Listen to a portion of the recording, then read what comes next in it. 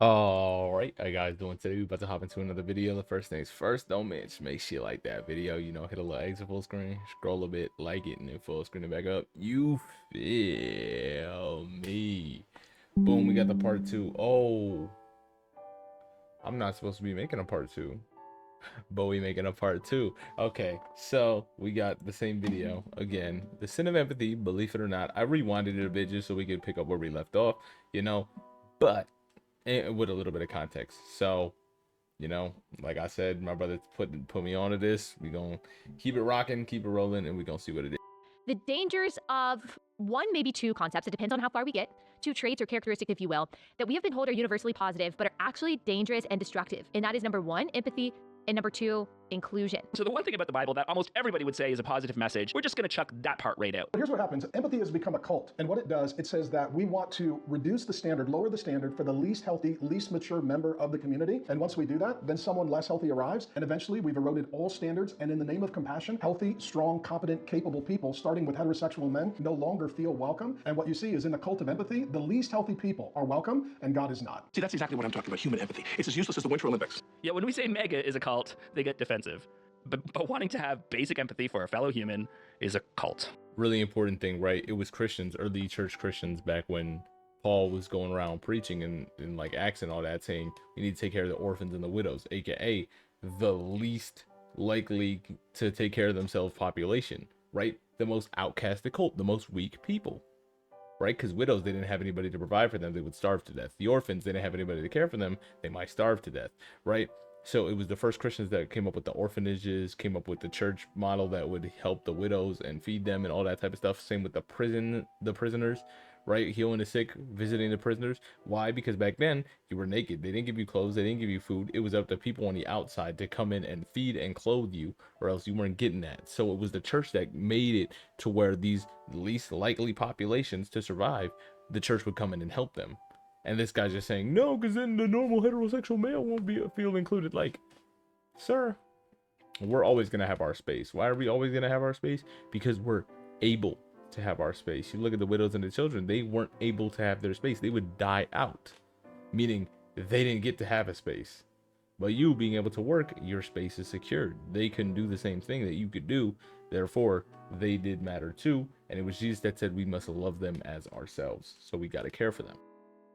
We're going to spend our time trashing empathy. Like, doesn't empathy just mean putting yourself in someone else's shoes, trying to understand how someone feels, to comprehend their position so you can listen to them, learn from them, and then potentially, if necessary, advocate on their behalf? Yeah, that's right, but I don't think she's using the right tone here. Like, what could be wrong with that? Isn't empathy what helps us be less judgmental and kinder to people? And then inclusion, how could that be bad? What's wrong with trying to bring more people into the fold, making sure more people feel seen and heard? Shouldn't we, especially as Christians, be creating a more inclusive and empathetic society? Like, isn't that what Jesus would want? Isn't that loving people, loving your neighbor as yourself? The answer is, though, I've realized over time and after some thought and some reading and some investigation, And while needing to support a fascist in order to keep her job and keep her hate-filled audience. that the answer is actually no. The answer is no. Not only should we not be prioritizing empathy and inclusion in our own lives, prioritizing, I mean every word, so make sure that you're listening to what I'm saying. I'm not saying, as I will talk about, that we shouldn't care about these things at all, but we should not be prioritizing empathy and inclusion in our lives. We also shouldn't be pursuing these as top societal values. It's about fixing the Bible and adjusting your own moral compass to better align with your politics. Because I hear She said we should not be prioritizing this. Rich man goes to Jesus. I've lived righteously since birth. Or whatever he said. How do I ensure my spot in the kingdom of heaven? Jesus said, sell all you have, give to the poor, and follow me. That same rich man walked away feeling discouraged. Why? Because what he thought he had to do to get into heaven didn't align with what actually was required. This lady just said we should not be prioritizing empathy. These people that you see who are less fortunate than you, who have more problems than you, and all this type of stuff, don't outstretch your hand. Don't prioritize that, right? Put you first. Because if you can't help them, how can they help themselves? Maybe she didn't even say that, right? That would be an argument I'd be slightly willing to listen to. She didn't even say that. She just said, don't prioritize empathy. Put it on the back burner. What did Jesus tell him? Sell all you have and follow me. Because if you truly have your faith in God, you wouldn't even need to worry about nothing. They would be your first priorities, caring for those people. Why? Because God will make sure that not only do you have enough, but that they will have enough through you and your help. Because what did Jesus say? Look at the flowers. Does not God clothe them? Are they not more beautiful than all of Solomon and his money?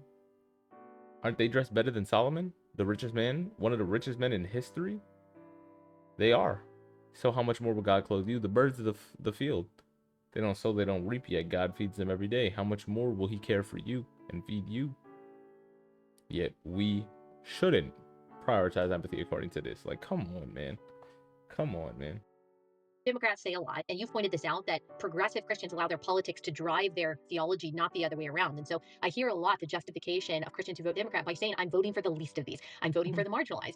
And I said, look, I'm actually voting for the least of these because the least of these is Jack Phillips. The least of these is the persecuted Christian who, for the sake of biblical values, has been absolutely harassed and a victim of lawfare by progressive activists for the past 12 years. So when I'm actually looking to vote on behalf of the least of these persecuted Christians, I want to vote for the party that best upholds their liberty, that's not going to put pro-lifers in prison the way the Harris-Biden administration is, but it's going to pardon those people. That's like Romans 13. Governments are instituted by God to reward good and punish evil. I see the Harris-Biden administration doing the opposite. But it's not like that. The conservative values say that a human being can be illegal, and the Bible says to clothe and feed them and treat them as equals, so they twist the Bible so it doesn't say that. In the Bible, we see very clearly that everywhere a wall is mentioned when it comes to a city, it is literally or metaphorically a symbol of protection and provision and security and stability. A man without self-control is likened to a city without walls. That means you are very vulnerable to attack. And actually, when we look at the beginning, God places man in a garden, not in a jungle, but a garden with parameters that is meant to be worked and to be kept and to be cultivated. We see that heaven itself has walls. Walls are symbols of security. God placed us in a country. God placed us in a nation with a government. Those are his ideas. Laws were his ideas. And so all of these things are for the safety, security, and the flourishing of human beings. Walls weren't there to stop illegal immigration. They were a defense against warring nations. They were there to stop armies. There are plenty of verses about how to treat the immigrants in your land. Cursed is anyone who withholds justice from the foreigner, the fatherless, or the widow. He defends the cause of the fatherless and the widow and loves the foreigner residing among you, giving them food and clothing. They adjust their Bible to fit their political views. It's why evangelicals spend so much time talking about the definitions of words instead of doing anything, instead of actually talking about the issues at hand, because they need a distraction. Because it doesn't matter how everyone uses a word. What matters is that they find a loophole so that they don't have to be held accountable. There's a modern term that's all the rage today. It's empathy. Empathy. Whereas sympathy is to suffer with, empathy is to suffer in. This term, empathy, was invented in just the last 100 years. So first, let's talk about what empathy is. It comes from the Greek empatheia, which means in a state of passion or emotion. And I'm going to butcher the pronunciation of the German word of empathy, which came around in about at the beginning of the 20th, end of the 19th century, which is Einfühlung. I think that's how you pronounce it, which literally means in feeling. It was built on that Greek word. And then empathy is this more modern term. It was like invented in like the 20th century. It's not like this ancient word or this older thing. It's invented in the 20th century, and it means to suffer in. So that's kind of the key like linguistic deal. And I think Why does it matter when a word was invented? The concept of empathy has been around forever. Language is constantly changing. There aren't too many words that we use that existed 1,000 years ago, the same way they exist today. That doesn't mean they aren't useful terms. That doesn't mean they aren't real words. And for a long time, it communicated something like, try to put yourself in someone else's shoes and see the situation or the suffering from their point of view. Now, if asked, a lot of Christians would say empathy sounds even better than sympathy. Empathy seems like a more virtuous type of compassion, a more loving way to treat people. And maybe it was originally kind of like that. But this term empathy has been corrupted and co-opted by the critical theory, pro-victim, demonic agenda. That's just a way to dismiss people who want everyone to be treated equally. Because you can't go against all the people wanting equality, you have to call them the critical theory group. Because calling it what it is would make them sound like the bad guy, and they are trying to avoid that. Both sympathy and empathy can be harmful. Both can be destructive, but especially empathy. So how? Because feeling too much for someone can blind us to reality, a reality that is bigger than someone's experience and pain. It can make us forego principles that are higher than this person's experience and pain. It can cause us to ignore the truth, the objective truth, in favor of how a person feels. So when we allow someone's pain to become our own pain, we then become unable to separate feelings, which are subjective, from reality, which is objective. Or that feeling too much for someone could mean that you have to stop being mean-spirited. Because why care that families are being torn apart, and why care that refugees are being sent back to a place that wants to kill them? My audience hates them because they aren't white, so I have to hate them too. She calls all of these people asylum seekers and says they've all been vetted. Why do they have to go home? And JD Vance has a response to that. Here is Sot 7. Well, Margaret, I don't agree that all these immigrants or all these refugees have been properly vetted. In fact, we know that there are cases of people who allegedly were properly vetted and then were literally planning terrorist attacks on our country. That happened during the campaign, if you may remember. I don't want my children to share a neighborhood with people who are not properly vetted. And because I don't want it for my kids, I'm not going to force any other American citizens' kids to do that either. No, and that was a very particular case. It wasn't clear if he was radicalized when he got here or while he was living here. I don't really care, Margaret. I don't want that person in my country, and I think most Americans agree with me. Yeah, so that kind of became the meme yesterday. That became the rallying cry. It's like, make America great again, and then I don't really care, Margaret. Nothing says that I don't have sympathy or empathy better than I don't care, Margaret. That's now we need hats and we need t-shirts that when Vance runs for office in 4 years, I don't really care, Margaret needs to be on the red hats that he sells. Have you checked all these people's identification cards? No, we haven't done that. Why would we have done that, GI? To see if there are any known Nazis. You don't kick full nationalities of people out of your country because some of them committed crimes. If we did that, we wouldn't have any people left because it's not about where somebody is from. It's just that some people, some human beings commit crimes. You prosecute the people who committed those crimes. You don't kick everyone out who happens to kind of look like them. Because, so empathy is the sort of thing that you've got someone drowning or they're in quicksand and they're sinking. And what empathy wants to do is jump into the quicksand with them, both feet. And it feels like that's going to be more loving because they're going to feel like, I'm glad that you're here with me in the quicksand. The problem is you're both now sinking. Right? Whereas if you do, I'm going to keep one foot on the shore and I'm actually going to grab onto this big branch and then I'll step one foot in there with you and try to pull you out. That's sympathy. And that's actually helpful. But to the person who's in there, it can feel like you're judging me. So metaphors are great because they help to explain what you were trying to get across in a relatable way and more people can understand it. The problem is when people dive a little too far into their metaphor to the point where they are no longer talking about a real thing in the real world. Empathy is... Yeah, that was a horrible metaphor. Empathy is not... I jumped in the quicksand with it. Dude, we're gonna be okay. Like, it's gonna be great. It's gonna be fine. Look at me, I'm sinking too. And they switched into definitions. Like, they just said that empathy was feeling in and sympathy was with. Like, he literally described sympathy for empathy and empathy for sympathy. Did he not? Did I misinterpret that? Because I was going to say, I got the definitions wrong last time, I think. Because sympathy is when you've been in a situation, which makes sense because of the prefix sim, which means together or with or whatever. And that would make sense that, oh, you suffered with that person, you know exactly what they're feeling because you suffered with them. Empathy is just like the, oh, I can understand how you're feeling and I'm sorry for you, right? And that's all we want. We don't. It's not like people want to jump in and suffer with them. It's not like Jesus Christ was walking around like, oh, you can't walk? I can't walk now either. This is great, isn't it? God's gonna heal us and it's gonna be so good. No, he healed the person. It wasn't, he jumped into whatever condition. He didn't make himself blind with the blind man. No, we just healed them. He just fixed the problem. It's not, you know, I'm jumping in the thing and I'm feeling bad with you. Isn't this great? No. That's not what we want, pal. That's not what we want. Not a body switching comedy. We aren't doing a Freaky Friday. When you put yourself in someone's shoes, that's a metaphor. When you feel what they feel, that's using your imagination. You are still you. I'm me? Hey, don't jerk me around, fella. That we need to be careful so that we don't only fall to the temptation of arrogant judgment, that particular sin, but that we also don't fall into the same sin that individual is committing. That as we seek to restore someone caught in sin, there may be a temptation to join them in that particular sin. And I think of empathy in those terms. A lot of times what people in our culture, what they desire is not actual solutions to their problems, to their suffering, not actual help or aid, but instead what they desire is just for us to perish along with them. According to the world, this is how you empathize. According to the world. This is according to the National Council for Mental Well-Being. Here are some of the keys to empathy. First, if someone's hurting, you should listen non-judgmentally, they say. So, I'm not judging you, I'm not gonna judge you, I'm just gonna accept everything as you say it. It sounds nice on the surface, but what it requires you to do is turn off the part of your brain that sees the difference between right versus wrong. Empathy isn't a treatment. It's not a separate thing from sympathy. It's not the opposite of sympathy or compassion. It's not the advice you give. It's simply a method to give you a little bit more perspective before you get to any of that. It's not the judgment itself. It's how you get there. Empathy, according to the world and modern psychology, says you got to remove all of your biases and preconceived notions when you're listening to someone sharing their point of view. Now, again, on the surface, that sounds good, but they would even include your preconceived Christian notions.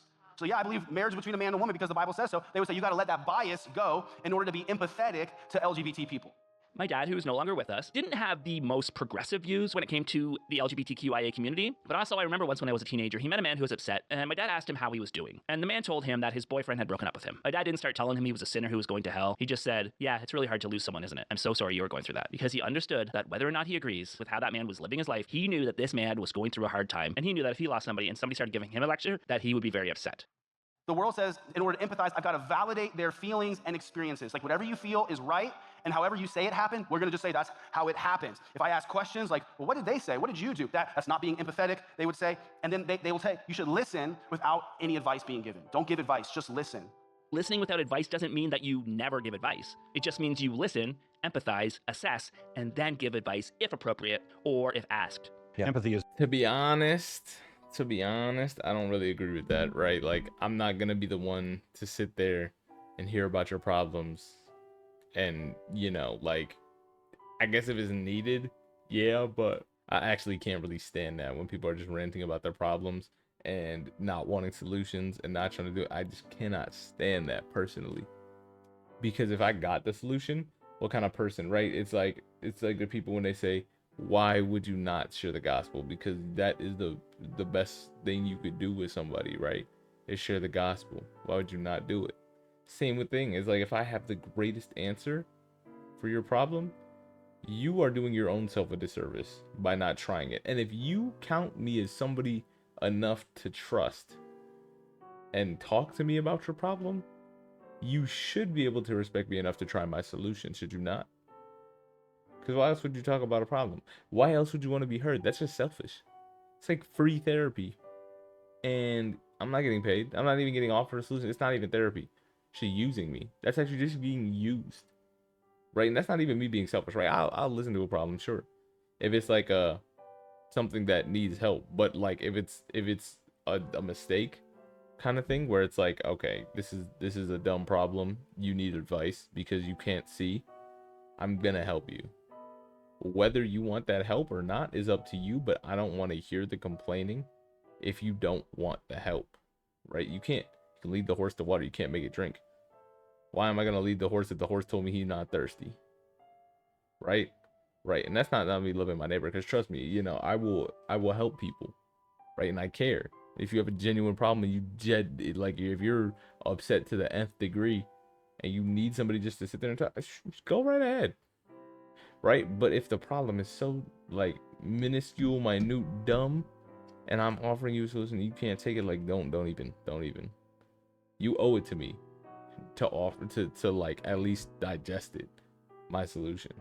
Right? And once again, like I tell you, it might sound like I'm being selfish, but I don't promise, but like it's a lot more practical and loving than the way I'm describing it, because the way I'm describing, I'll admit it sounds very selfish, but like you just have to be there to understand, you know. Is the means, the conduit by which relativism is pouring into counseling. That's right. Yeah, that's a good way to put it. So because the question of what really happened is made secondary to the emotional state of the person in question. Right? So that becomes the end-all be-all of everything, and any challenge to that is a threat. I talked to my therapist at one point about something my friend posted online and how it affected me, while also admitting immediately that I misread what my friend said and that my friend didn't mean it the way I read it. I understood their intentions by the time I got to therapy. I understood that I misread what they said, but it also brought up feelings. If my therapist had just said, so they didn't actually say anything to hurt you, so you shouldn't have been upset, so there's no actual problem, that really wouldn't have done much, would it? Instead, we talked about why it affected me, regardless of the intention. We talked about how I dealt with it, what I learned from it, and how to approach it next time. I was wrong about the situation, but I wasn't wrong about the way I felt. So we worked on both. I know I have to work on thinking about it and rereading it before I react, but I also know that there's a reason I have those feelings. That was good breakthrough. Yeah, but that didn't solve anything. It's not about solving. It's about communication and empathy. Screw empathy. And this clip is the exact thing I'm talking about. That was good breakthrough. Yeah, but that didn't solve anything. It's not about solving. It's about communication and empathy. Screw empathy. There's a problem. There's got to be a solution, right? Jesus claims to be the way, the truth, and the light, the solution to all problems. Therefore, what do I look like not giving you the solution to all your problems? Right? Right. Right? Right. I think I'm spitting. Like, pray to God. He will listen. He's that one that will listen and be patient and help you and give you the advice when it's needed at the perfect time, right? Humans aren't like that. We are not those. Right? It just sounds like you're wasting my time. And once again, I say this, it sounds like I'm being selfish. I trust me, it's not me being selfish. It's just like explaining the way that it is. Because how could I really care for you if I'm not trying to help you? You know what I'm saying? I've told people this before, right? They'll be like, oh, you're this, you're that. And it's like, no, I can love my neighbor without supporting the things that they do. And it's not me judging them, because only God can judge, so to speak, right? But I don't want them to live in a vast level of sin, right? And at first, it's not even about the sin. It's more so just about the fact that they don't even know Jesus, right? The sin doesn't matter before they know Jesus or not. The sin only matters once they know Jesus. Before that, you're just lost. And I don't want you to be that. All right, that's going to be the end of the video. Hope you guys have yourselves fantastic rest of your day. Peace.